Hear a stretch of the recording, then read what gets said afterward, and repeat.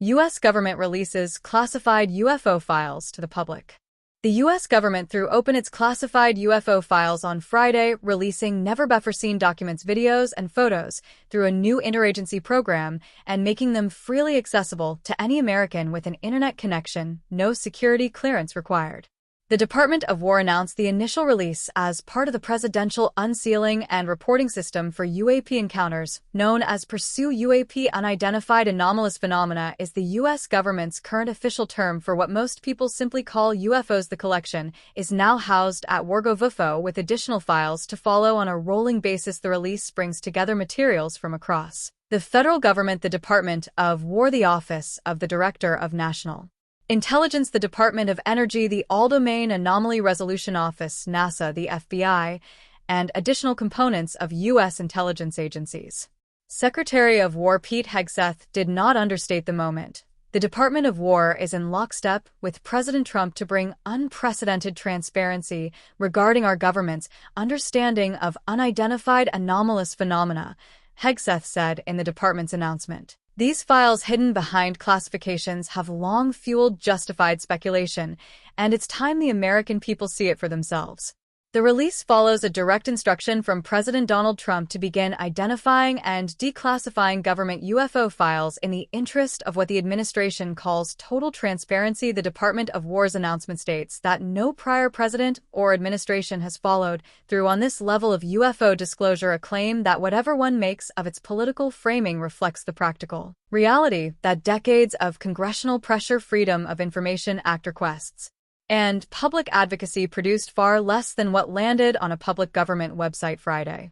Director of National Intelligence Tulsi Gabbard described the release as the opening move in a sustained effort. Under President Trump's leadership, the Office of the Director of National Intelligence is actively coordinating the intelligence community's declassification efforts with the Department of War to ensure a careful, comprehensive, and unprecedented review of our holdings to provide the American people with maximum transparency, Gabbard said.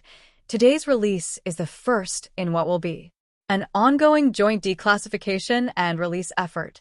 The All-Domain Anomaly Resolution Office, the Pentagon office, stood up in 2022 specifically to investigate UFO reports from military and intelligence personnel, sits at the center of the departmental side of this effort. AARO has spent the past several years cataloging and analyzing encounters reported by U.S. military pilots and other personnel. Objects that moved in ways inconsistent with known aircraft, appeared without transponder signals in restricted airspace, or behaved in ways that defied conventional explanation, making those files publicly accessible rather than routing them through selective congressional briefings represents a meaningful shift in how the government handles the topic, at least in stated intent.